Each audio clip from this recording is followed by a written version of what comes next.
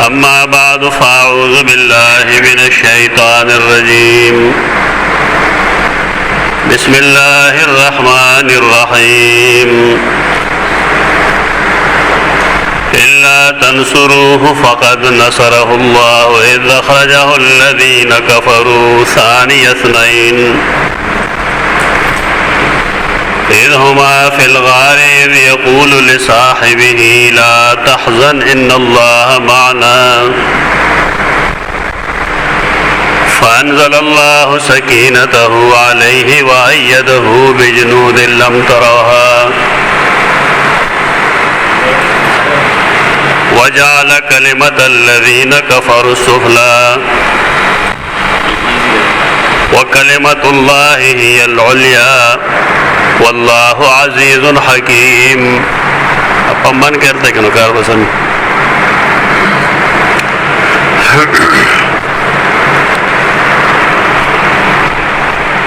सूरत तौबा सल्वेख्तम आयत 13 जुमा देना बुनियादी बहस नवाकलू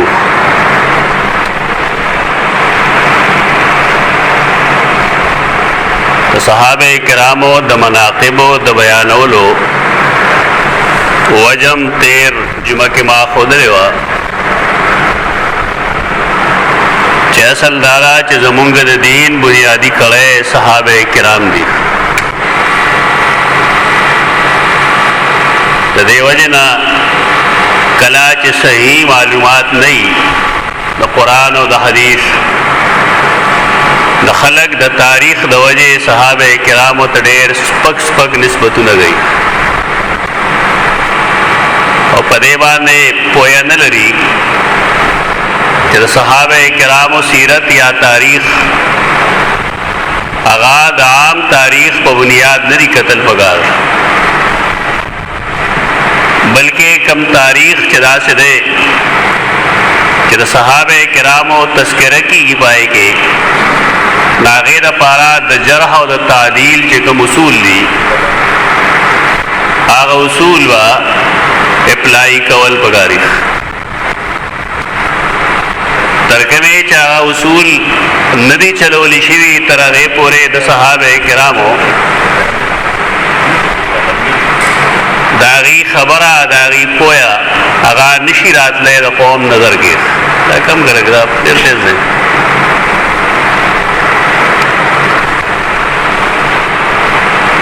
मनाक़िब सहाबा के मुंगद सईदना अबू बकर सिद्दीक़ रज़ी अल्लाह ताला अन्हु बंदे का रस्ते ब्याह बोलो के मानते तक सब गए तो सईदना अबू बकर सिद्दीक़ रज़ी अल्लाह अन्हु तस्करा मुंग शुरू करे वा अदागे वजह दावा चदागा उम्मरे सहाबी रे चाचे पर रसूलुल्लाह सल्लल्लाहु अलैहि वसल्लम ईमान रावड़ो और दागा सहाबियत चदागद सहाबियत जिक्र कुरान मजीद पख्बल गई लकैद यक़ूल लिसाहिबिही के कुरान मजीद दा सराहतन अबू बकर सिद्दीक़ रज़ी अल्लाह अन्हु सहाबियत जिक्र गई देव जना द मुसलमानों पमेंस के दा इत्तेफाकी खबर अदा द अहले सुन्नत वल जमात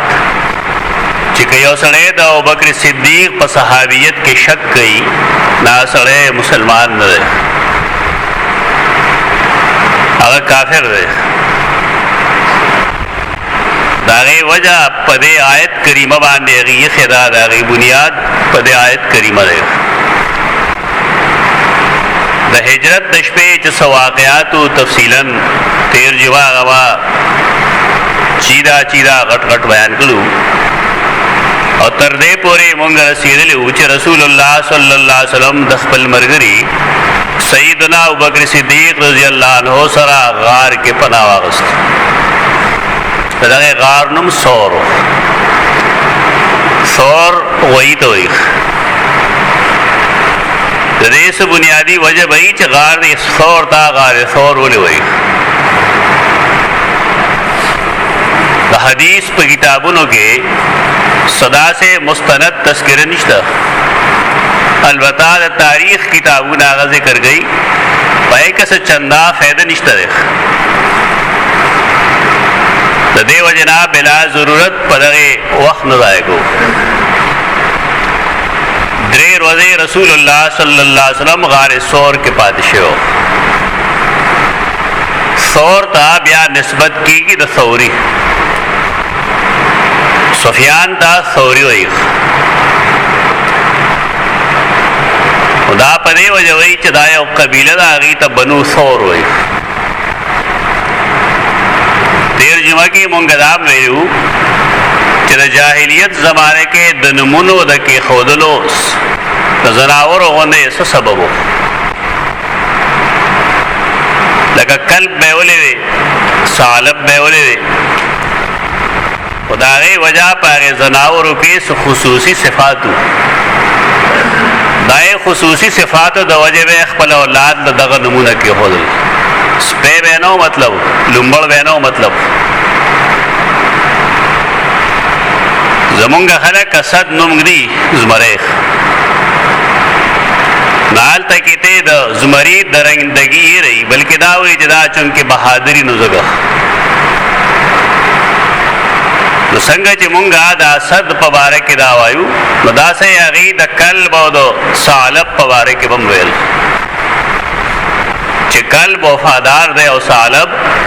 دا هوښیار دی، چالاک دی. د دې نه مطلب لومبړ او سپی نه وي. دا د هغې یو طریقه وه نومونو کې ښودوږي. سفیان ته ثوري چې وایي د بنو ثور د وجې وایي. بعضې اصلاحات ضروري، بعضې د مشرانو کیسټو کې دا خبره شته دی چې سفیان ته ثوري په دې وجه وایي چې دی جومات ته یو ځل ور داخلېدو، نو په ځای د دې چې خیخ په ور داخله کړي نو ګس خپې مخکې کړه. نو د غیب نه ورته آواز شو چې یا ثور ویه. نو بیا د هغې نه وروستو خیال راغی، نو بیا به یې خیخ په مخکې کوله. دا یو ښه لطیفه ده. بس د دې بنیاد څه علم باندې نه دی. بنو ثور په نوم باندې خو لوی قبیله ده په عربو کې، او څوک چې هغې ته منسوب وي نو هغې ته ثوري وایي. دویمه خبره ده چې دا غایبانه څه شی دی. د الله مخلوق کوم چې دنیا کې دی، کوم چې اسمان کې دی، کوم چې جنت کې دی، قرآن و حدیث د هغې نمونه مونږ ته ښودلي. جنت کې حور دی، غلمان دی، اینه مونږ واقف یو. په جهنم کې داروغګان شته دی، مالک د هغه نوم دی د بشر، قرآن مجید د هغه نوم اخیستی دی. اسمانونو کې ملائک شته دی، ځمکه کې جنات اوسیږي، پیریان. ځمکه کې انسانان دي، زناور دي، نور چرند درند پرند بے شمیره مخلوق دی. لیکن پائے کہ پیری یا خاپیری یا دیوان یا غائبانو دا اس سیز نشتی.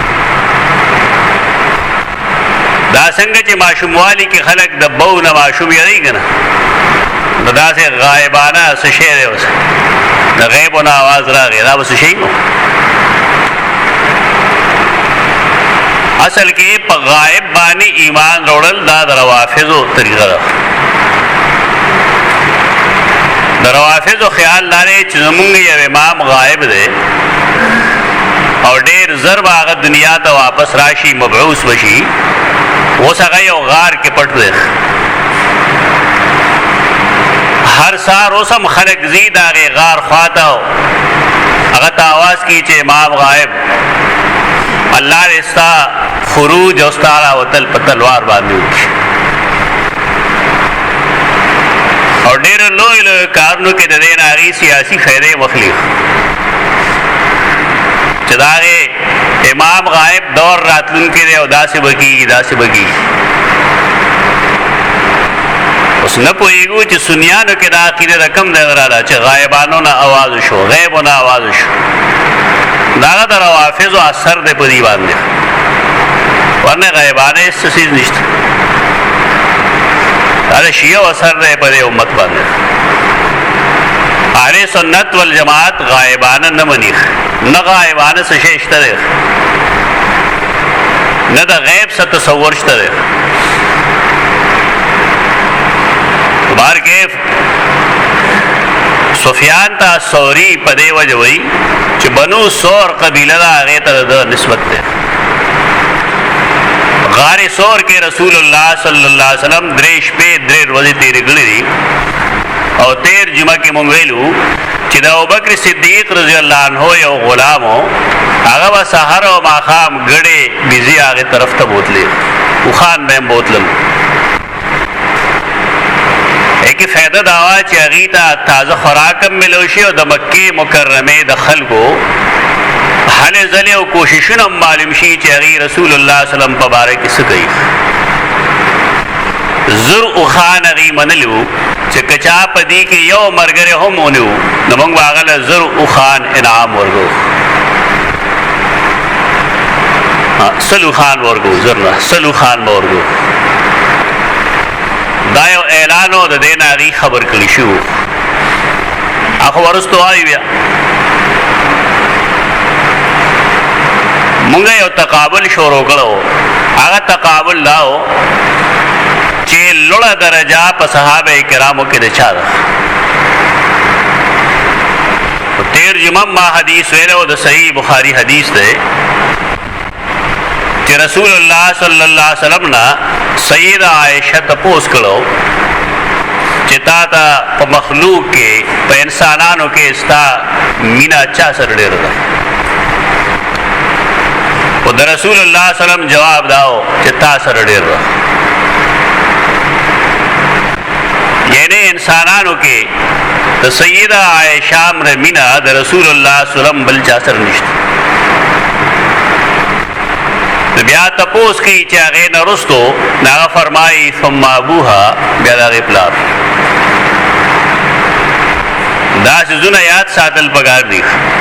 په دې کې د سیدہ فاطمه رضی الله عنها د هغې بې عزتي نشته، د هغې د مینې انداز جدا دی، هغه لور ده. خو په دې هغه څوک پوهېږي چې هغه کې عقل موجود وي، چې هغه چې عقل نه وي نه هغه اعتراض کوي په دې. یعنی عائشہ رضی اللہ عنہا سره چې کم محبت ده ناغا د زوجیت او د نسوانیت محبت ده. او سیدہ فاطمه سره چې کم مینه ده ناغا د لوروالی مینه ده. د لور مینه کې او د ښځې مینه کې فرق باندې غالبا پوهه خلک پوهېږي، ناپوهه سړی خو په هر څه اعتراض کوي. دغه ترتیب دی د دې محبتونو د دې د افضلیت. مونږ دا ویلو چې صحابه کرامو کې افضل سیدنا ابوبکر صدیق دی، بیا سیدنا عمر دی، بیا سیدنا عثمان دی.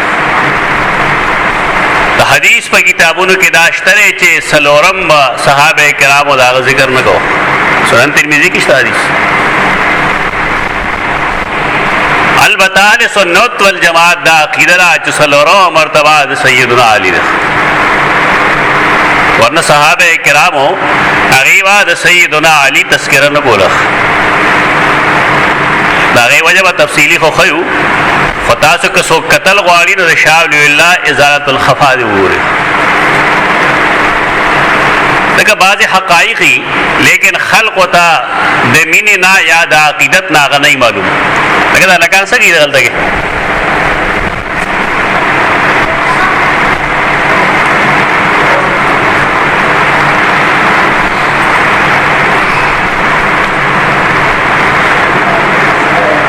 دلته شاته وګوره څوک دلې دی. خو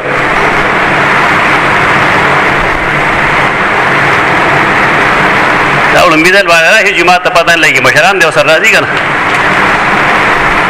موږ دا مسله جوړه کړي دلته.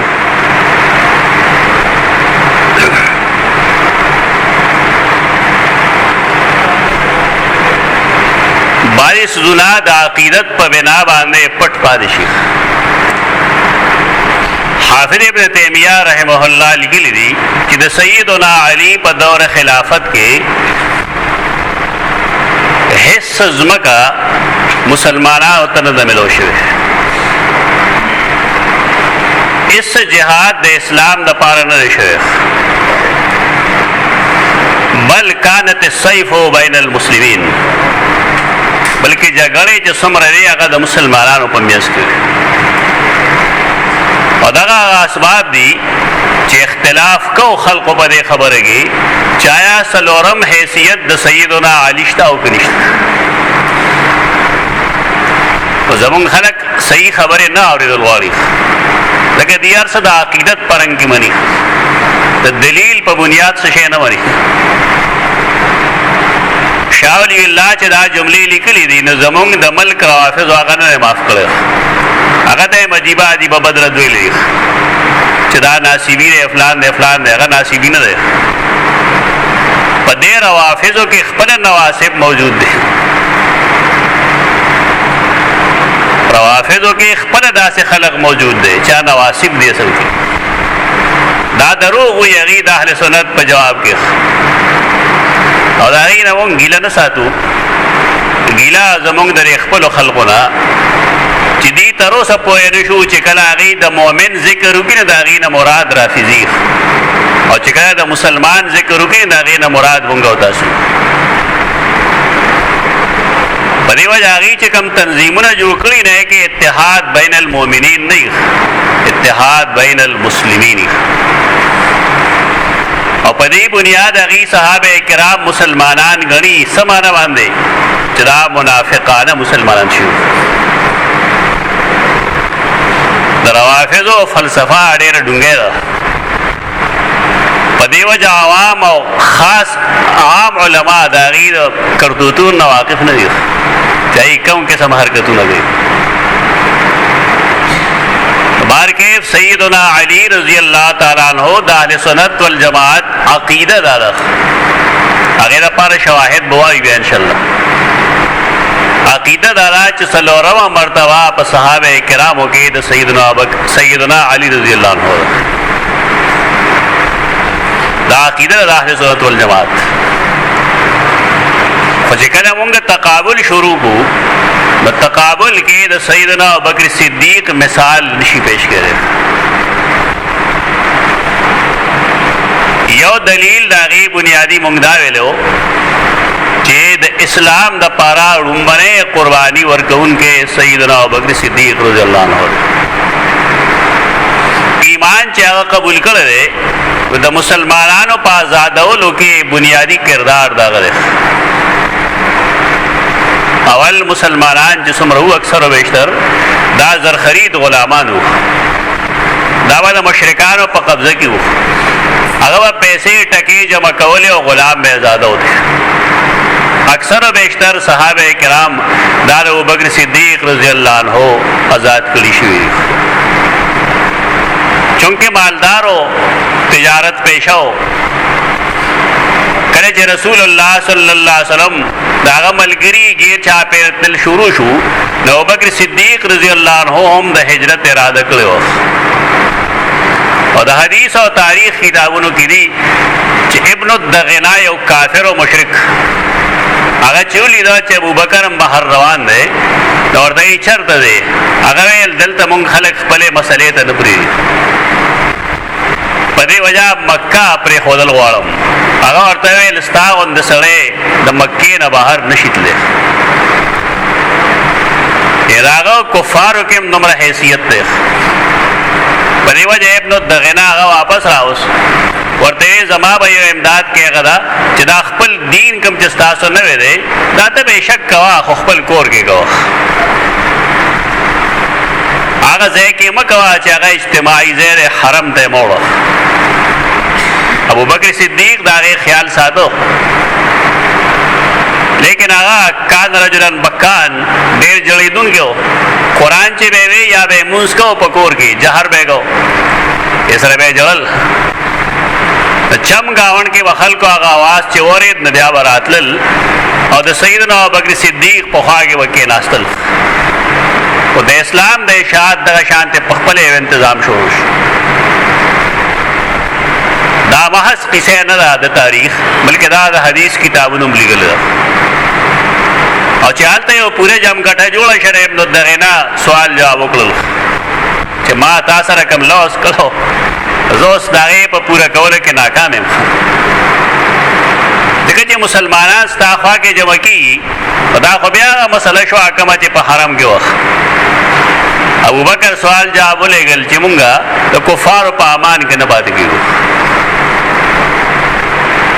د اسلام دپاره بنیادي خدمت څومره چې دی دا سیدنا ابوبکر صدیق کړی. سیدنا علی هغه وخت کې د شپږو اوو کالو هلک و. هغه د 18 یا 19 کالو نه دی. دا دروغ دي چې کم خلک لیکي. دام دروغ دی چې هغه دا ویل چې زه خو هلک یم او زما خپې نری دي خو زه به داسې وکړم داسې وکړم. دا ټول دروغ دی.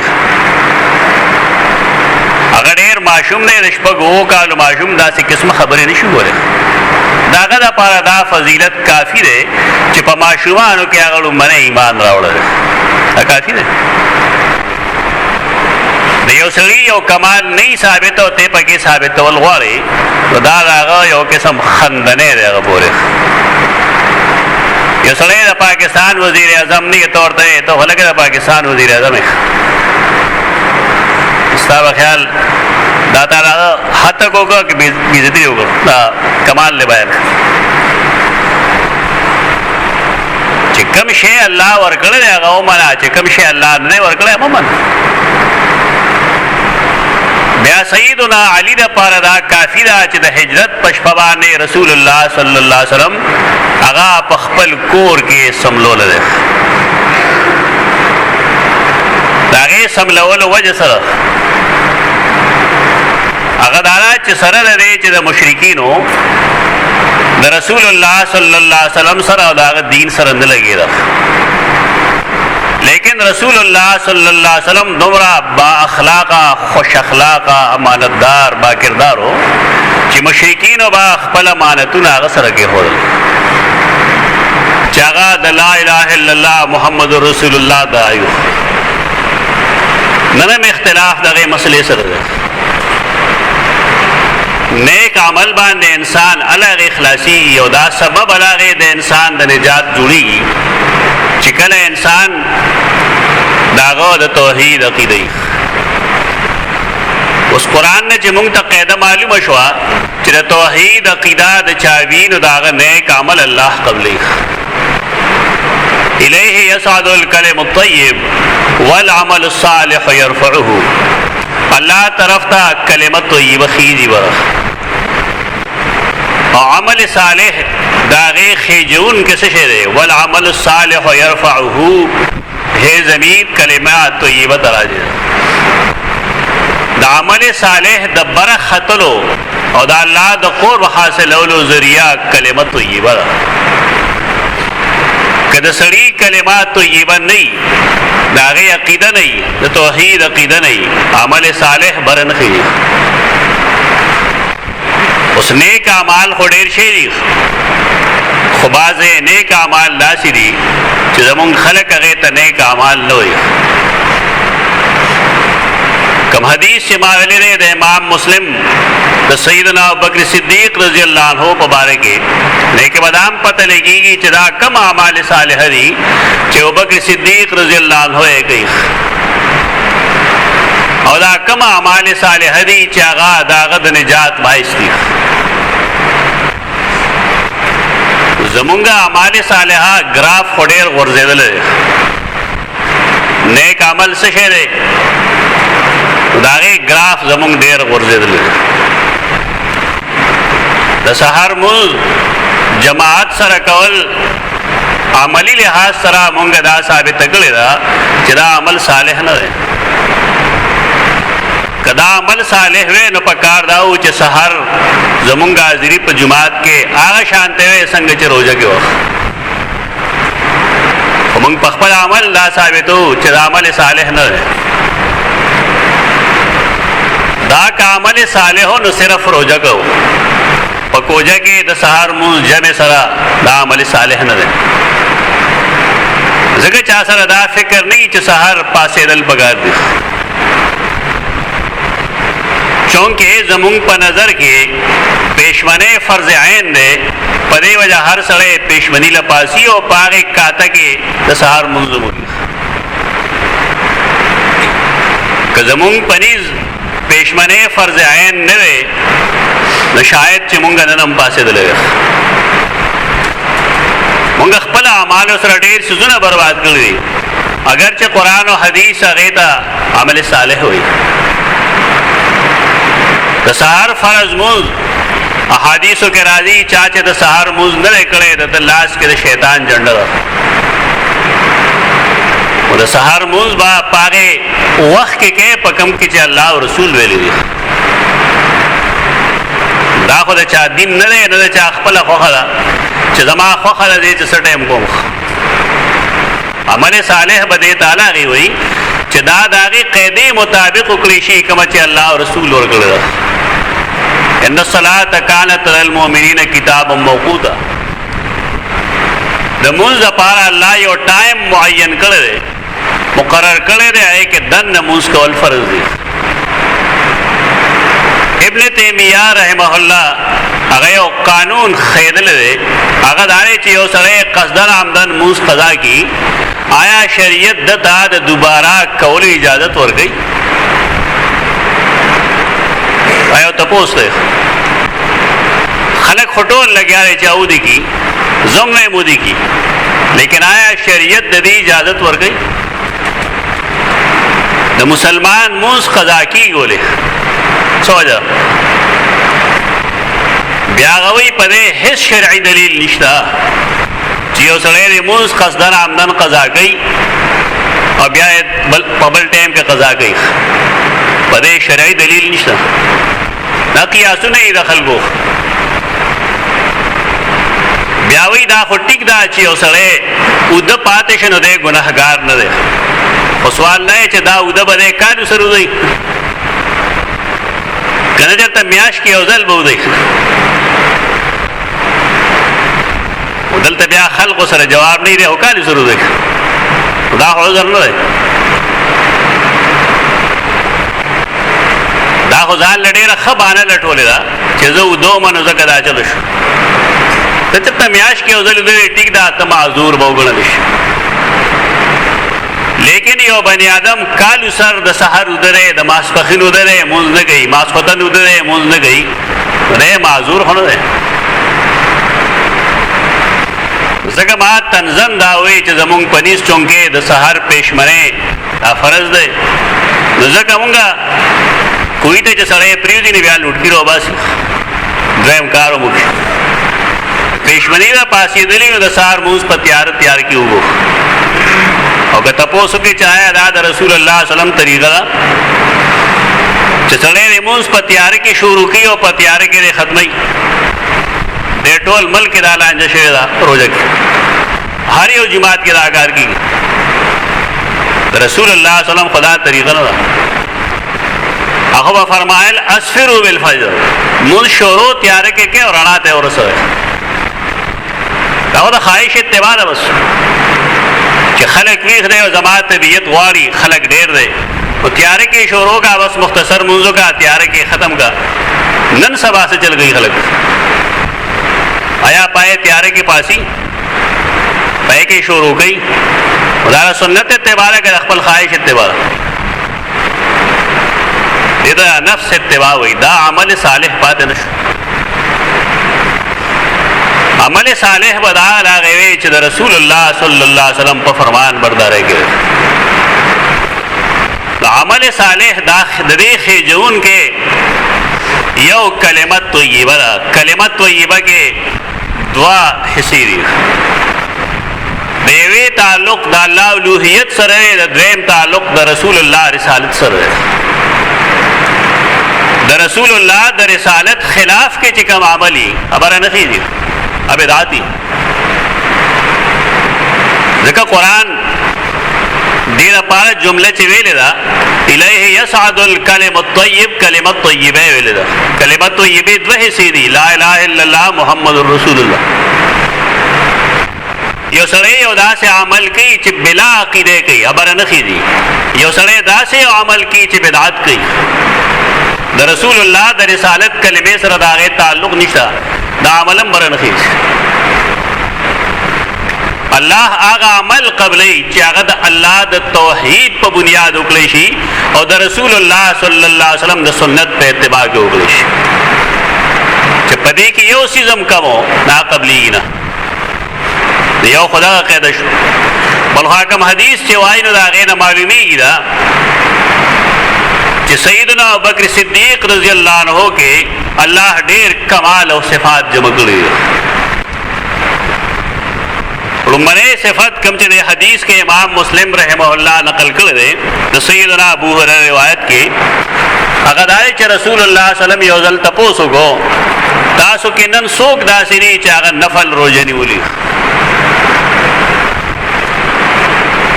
نفلی روزه نیول زمونږ د خلکو خیال لا اداره روزګار خلکو ګار لیکن د رسول الله صلی الله علیه وسلم په عمل کې نفلی روزه ډېر دي د هر ګل پر روز بعد رسول الله صلی الله علیه وسلم روزه تپوس وکړی شو ولې روزه نیسې په دې روز هغه فرمایل په دې روز الله ز پیدا کړم دنیا ته راغلم د خپل ولادت په خوشاله کې زدا کوم دا کال کې چې یو ځل عید میلاد مناوي دي ته دا حدیث خو ویاره هفته کې د ګل پرز روزه نیسه رسول الله صلی الله علیه وسلم اختر نه منو کړي هغه د غیر شکرې په تور د ګل پرز روزه نیول د ګل پرز به فرمایل ز پیغمبر کړي شه هم یم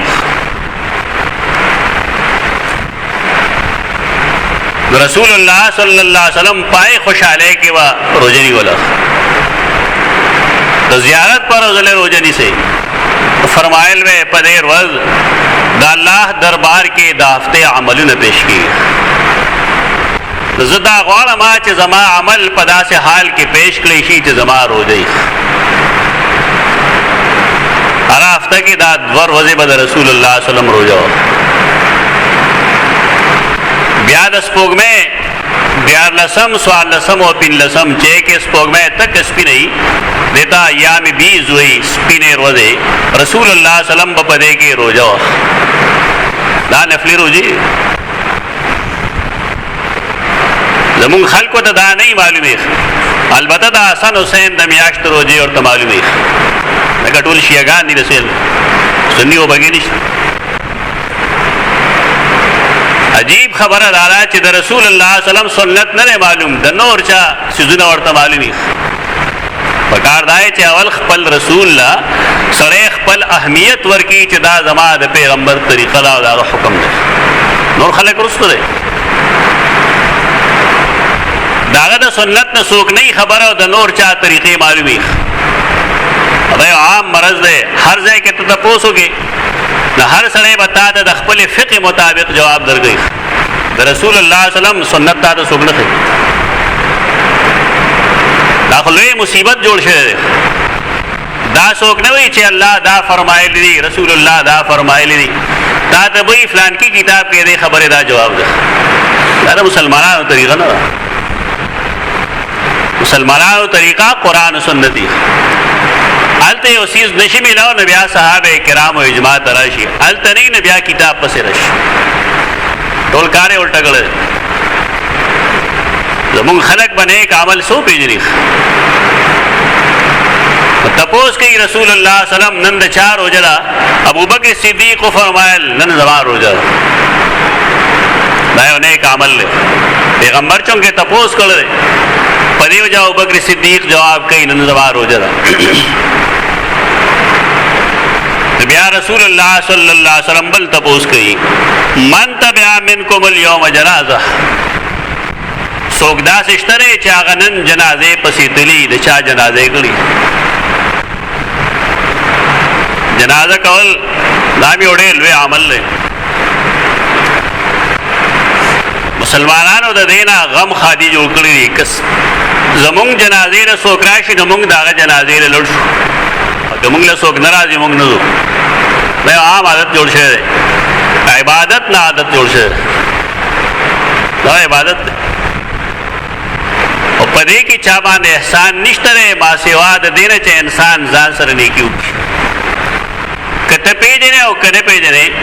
په جنازه چې دی وکړه نه الله به تعالی د احد د غونډۍ برابر اجر درکوي د احد د غر برابر چا چې حج او عمره کړي به احد لیدي چا څومره غټ دی څومره دروند دی تا یو بل څیز ته سوچ کړی زمونږ دا زنانه عمرې لړی شي حج لم لړی شي هلته کې تقریبا په هر موز پسې حرم مکی کې او حرم مدنی دواړو کې جنازې کېږي د پاکستان زنانه جنازه نه کوي ولې څه وجه ده چې نه کوي ورځي نه ورلکه ولې دا عام روش دی چې ښځه باندې جنازه نشته پې نو کول هم نشي زده دي کې هلته به وکړي که نه د څومره ثواب نه محروم شو لږ سوچ وکړه بیت الله کې د یوې نیکۍ اجر یو په لاک ملاویږي نو چې پنځه وخته پنځه جنازې راځي نو پنځه لکه اجرونو نه محروم شو او هغه اجر هم هغه چې هغه د احد د غونډۍ برابر شي پاکستان کې ډېر هوښیار مسلمانان اوسېږي که نه دا ډېر هوښیار قوم دی دنیا دپاره په دین کې خو دې ته پته نشته هلته ما یو سړي نه تپوس وکړو عمره کې زنانه ولې جنازه نه کوي وایي چې د احنافو په نیز جومات کې جنازه مکروه ده ما یې دا ښه معنه ده یعنې امام ابو حنیفه رحمه الله څه وجه نه مکروه ویلي دي هغه وجه هم خلکو ته وښیه یو سړی مریض دی مړ دی هغه نه زخم دی زخمی دی وینې دې تویږي نو چونکې د جومات احترام نه کېږي نو ځکه مکروه نو آیا د هر مړي نه وینه تویږي هر مړی زخمی دې خلقو امام ابو حنیفه بدنام کړی دی په دې طریقه هغه دا نه وی جومات کې مکروه ده هغې وجه ښویه لتلویث المسجد چې کله د جومات د څښا کېدو خطرې نه بیا د مړی بار بوتلی شي دا ښکلی خلق دی یو عمل رسول الله صلی الله علیه وسلم کړی دی ته دا مکروه دی د مسلمان ځان ته دی دا مسلماني ده د دې خو مطلب دا دی چې تا امام ابو حنیفه پیغمبر کو پیغمبر دی ولا مقتدي کو ښکلی کار دی دا ډېر لوی ظلم دی د ظلم انتها ده جنازه چې کوي همیش د پاره د الله د رضا د پاره کوي هغې کې دا مه ګورئ چې دا مال راغلی او دا مال نو راغلی د زما د پلار کړې ده او زما د پلار نه ده کړې ستا هغه سره هېڅ کار نشته خپل ځان سره احسان وکړه که ته د احد د غر برابر اجر غواړې نو د مړي جنازه وکړه که نه غواړې مه کوه ستا خوښه ده صحابه کرامو کې ابوبکر صدیق فرمایل یا رسول الله ما جنازه کړې ده بیا تپوس کوي من اطعم منکم اليوم مسکینا څوک داسې شته دی چې هغه یو مسکین باندې یو غریب باندې نن ډوډۍ خورولي چا یو اوږې بني آدم موړ کړی دی څوک شته داسې دا هم زمونږ په نیز څه نیک عمل نه دی اگرچہ قرآن مجید یطعمون الطعام ویلے دے علی حبه یتیما و مسکینا و اسیرا مومنان آغدی جنتیان چاگی غریب ملنگ بے اثرے خلق بانے ڈوڑے خوری اطعام الطعام دا بہترین عمل ہے ابو بکر صدیق فرمائل یا رسول اللہ دا کارم ما کرے روزه مې نیولې ده جنازه مې کړې ده مسکین باندې مې ډوډۍ هم خورولې ده بیا تپوس کوي من عاد منکم اليوم مریضا نن څوک داسې شته دی چې هغه د یو بیمار تپوس کړي چا خواله ورغلي تپوس یې کړي چې ته بیمار یې نن څنګه سوال جواب یې کړي چې فلان کې به څنګه یې د هغه د بچي نه یې تپوس کړي پلار د څنګه دی څوک شته داسې دا عیادت المریض دا خو زمونږ د معاشرې نه بلکل وته دی د مریض تپوس څوک نه کوي یو سړی بیمار شي نو زمونږ د خلکو هغه د خندنی شي مذاق ورپورې دی. الله د خپلو بندګانو باندې ډېر مهربان دی. هغه چې یو انسان آخرت ته پاک بوتلل غواړي د بیماری کې مبتلا کړي، که د 2 ورځې بیماری، میاشت بیماری، کال بیماری، تو دا الله رب العزت د ګناهونو رجولو باعث جوړ کړي. زمونږ خلک به یې پورې خاندي دیسو وی دا الله گرفت کر راغله دی. ته خبرې زه آیا تا ته د هغه د اعمالو پته ده؟ آیا ته دې نه خبرې چې هغه توبه نه دی ایستې؟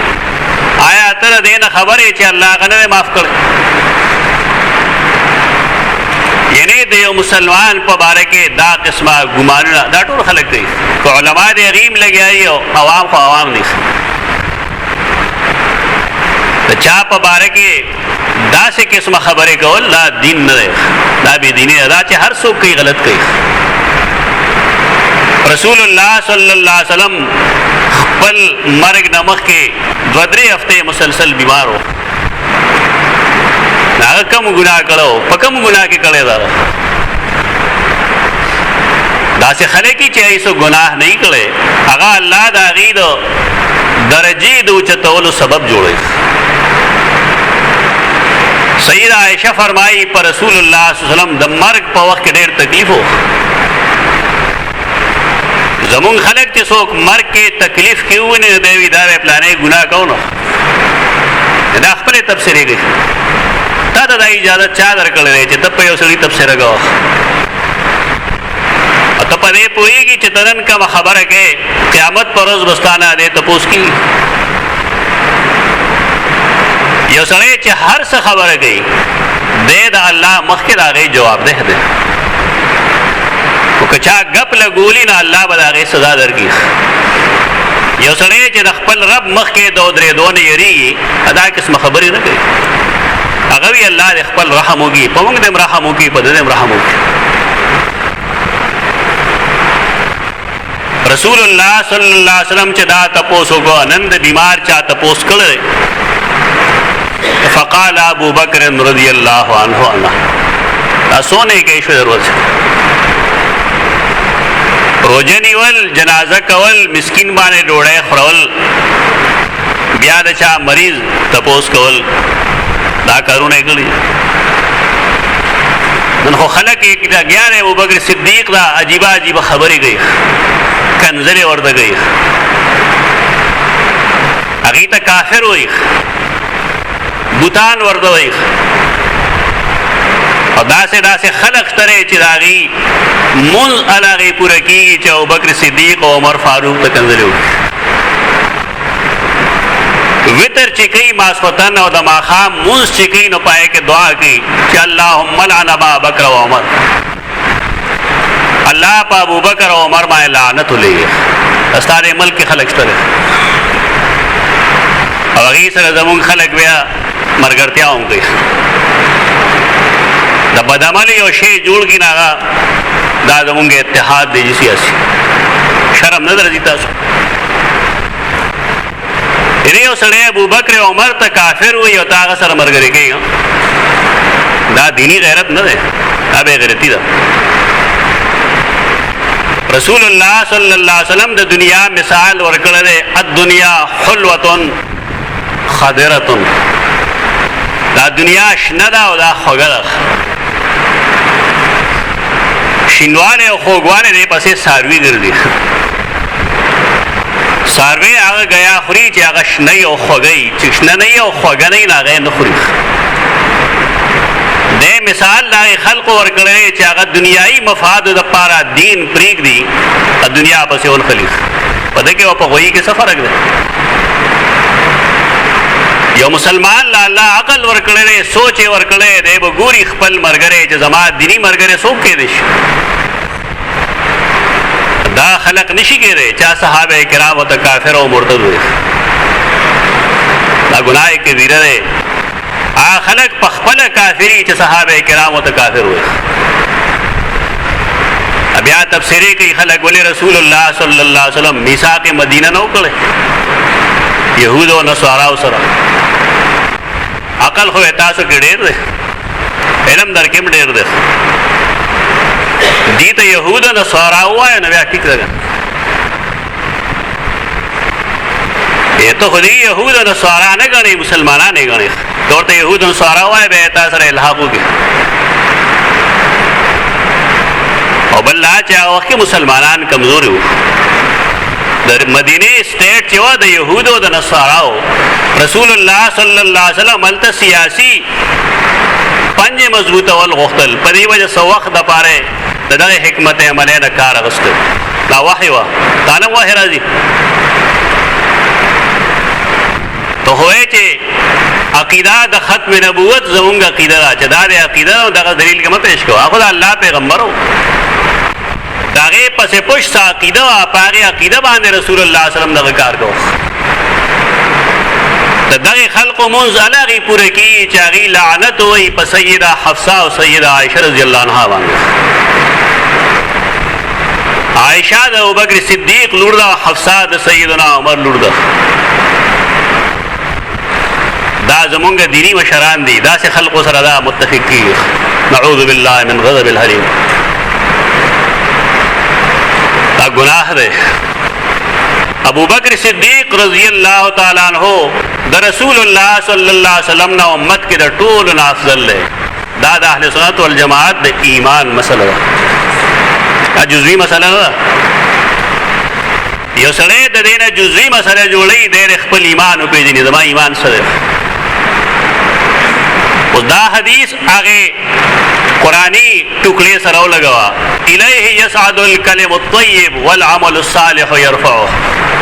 الله ته کلمت طیبه خیږي او د نیک عمل د خیجولو باعث څه شی دی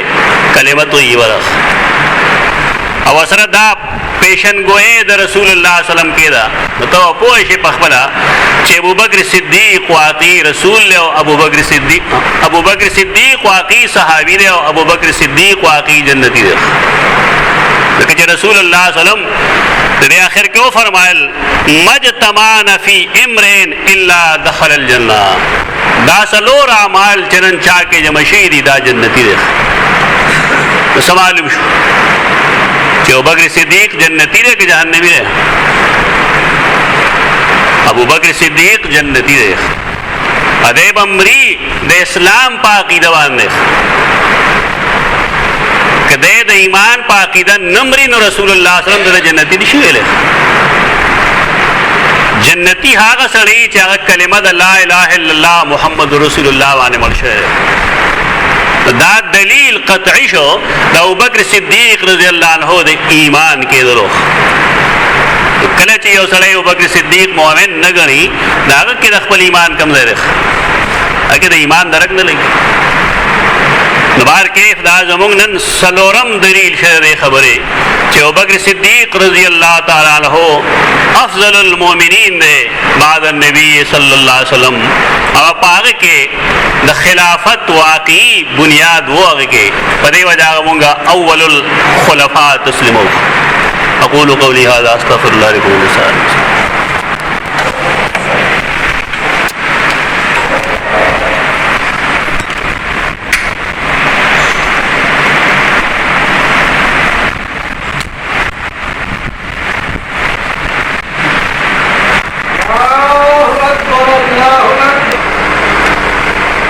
أما بعد فأعوذ بالله من الشيطان الرجيم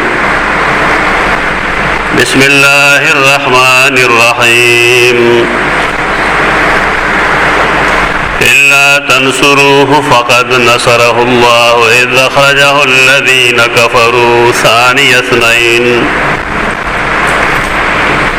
إذ هما في الغار إذ يقول لصاحبه لا تحزن إن الله معنا